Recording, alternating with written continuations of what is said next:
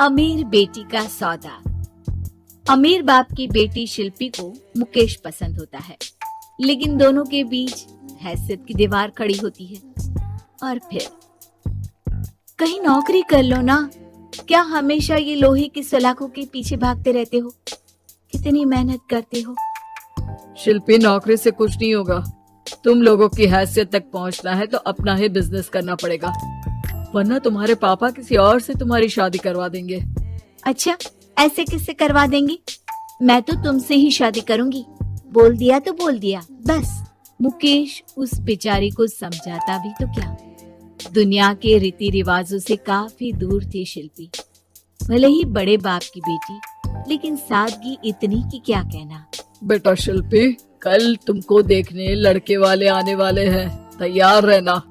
मैंने तुम्हारी माँ को समझा दिया है। घर के सारे नौकर चाकर को वो समझा देगी कि स्वागत कैसे करना है। कैसी बात कर रहे हैं पापा? मैं तो मुकेश से प्यार करती हूँ, उसी से शादी करूंगी। मैंने आपको बताया था ना। मुकेश किसका बेटा है? वो स्टील किंग सिंघानिया का या वो जो बड़े ज्वेलरी वाले हैं मेहता, उनका? नहीं पापा, वो अपना ही काम करता है, लेकिन एस्टैब्लिश नहीं है अभी।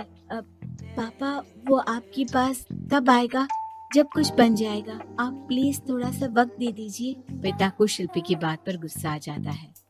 वो उससे कुछ नहीं कहते और शिल्पी की माँ के पास जाते हैं। ये संस्कार देकर बड़ा किया तुमने शिल्पी को, और कैसे मैं किसी भिखारी के साथ उसकी शादी कर दूं? कौन है ये मुकेश?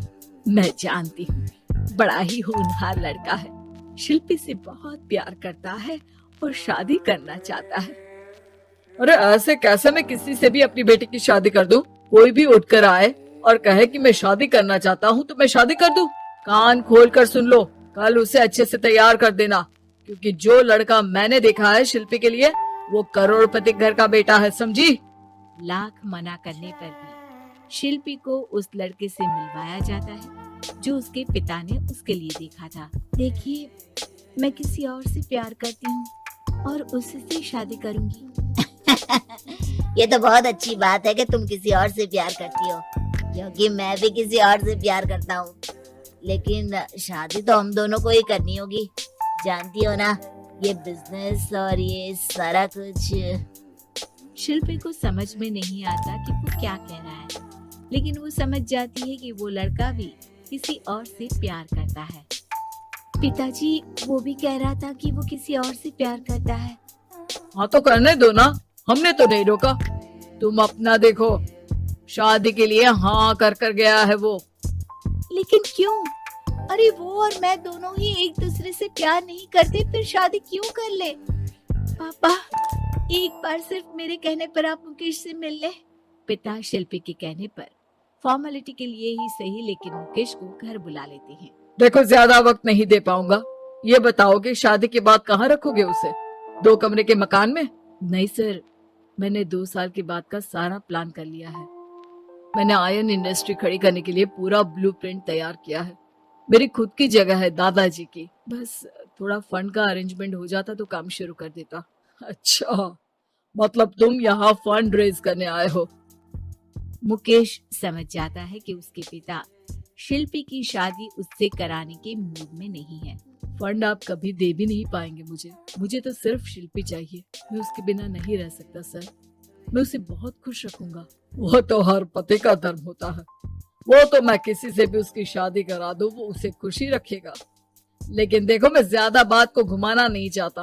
वो बड़े घर की लड़की है, उसे काम काज की आदत नहीं। अभी वो समझ नहीं रही, लेकिन तुम तो समझो। मैं किसी भी हालत में शिल्पी की शादी तुमसे नहीं करवा सकता। मुकेश पिता से लाख मन्नतें करता है, लेकिन वो नहीं मानते। शिल्पी की शादी उस अमीर लड़के से हो जाती है। शादी के बाद क्या हम लोग मेरी माँ के घर चले? मुझे उन लोगों की बहुत याद आ रही है। हाँ, जाओ। वैसे भी आज मैं अपनी गर्लफ्रेंड के साथ मसूरी जा रहा हूँ, तुम जा सकती हो। कैसी बात कर रहे हैं? अब हम लोगों की शादी हो गई है, आप कैसे किसी और लड़की के साथ जा सकते हैं? अरे मैंने तो तुम्हें शादी के पहले ही बता दिया था कि मेरी कुछ गर्लफ्रेंड्स है।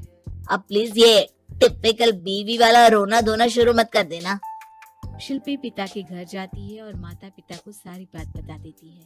इतना गंदा इंसान निकलेगा, मैंने तो सोचा ही नहीं था। अरे क्यों कराई मेरी फूल जैसी बेटी की शादी ऐसे घर में। और तो क्या हो गया, शुरू शुरू में हर घर में ऐसा होता है, धीरे धीरे ठीक हो जाएगा।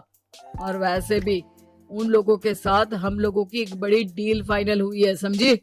उन लोगों से रिश्ता बनाकर रखो, तभी पैसों की बारिश होगी। पापा, अब समझ में आया कि आपने मेरे साथ ऐसा क्यों किया। मुकेश आपके सामने गिड़गिड़ा कर गया कि वो मुझे बहुत खुश रखेगा, लेकिन आपने मेरी शादी एक ऐसे लड़के से करा दी जो किसी और लड़के से प्यार करता है और शादी सिर्फ समझौते के लिए कर रहा है। पापा, मैं जा रही हूँ, लेकिन इस घर में कभी पैर भी नहीं रखूंगी। आपने मुझे सामान की तरह इस्तेमाल किया। माँ शिल्पी को बहुत रोकती है, लेकिन वो एक नहीं सुनती। कुछ समय बाद, शिल्पी, मुझे नहीं लग रहा कि अब हम दोनों के बीच ये शादी और रह पाएगी। मैं किसी और से शादी करना चाहता हूँ। वैसे तुम परेशान मत हो ना, तुम्हारे पापा के साथ हम लोगों की डील जो चल रही है ना, वो नहीं रुकेगी, क्योंकि तुम बहुत अच्छी लड़की हो। ठीक है, मैं जा रही हूँ, तलाक के पेपर में साइन करके। लेकिन एक शर्त है, मैं कहाँ गई ये बात मेरे पिता तक नहीं पहुँचनी चाहिए। शिल्पी घर छोड़कर चली जाती है। वो एक नौकरी करती है और अपना जीवन खुद संभालती है। लेकिन एक दिन, शिल्पी जी, आपसे मालिक मिलना चाहते हैं। मुझसे क्यों? शिल्पी मालिक के कमरे में जाती है, जहाँ सामने मुकेश होता है।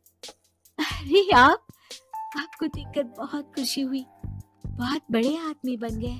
थैंक्स, पर तुम्हें नौकरी करने की क्या जरूरत पड़ गई? मैंने तो सोचा भी नहीं था कि तुम मेरी शिल्पी होगी। तभी वहाँ शिल्पी के पिता आ जाते हैं। शिल्पी, तुम्हारे बारे में माँ से पता चला। घर चलो बेटा, मुझे माफ कर दो। मुकेश, मैं यहाँ अपनी कंपनी के काम के लिए आया हूँ। तुम्हारी कंपनी की डील अगर हमें नहीं मिली तो हम बर्बाद हो जाएंगे। वैसे अब तुम चाहो तो शिल्पी की शादी मैं तुमसे कराने को तैयार हूँ। बस करिए पापा, ये क्या सौदा लगा रखा है आपने। जिस कंपनी से आपकी डील हो, अपनी बेटी की शादी उसी के घर करा देते हैं। शिल्पी मुकेश से माफी मांगती है और वहाँ से जाने लगती है कि मुकेश उसे रोक लेता है। रुको शिल्पी, ये सब कुछ तुम्हारे लिए है। ये कंपनी, ये नाम सिर्फ तुमसे शादी करने के लिए ही खड़ा किया था। मैं आज भी तुमसे बहुत प्यार करता हूँ।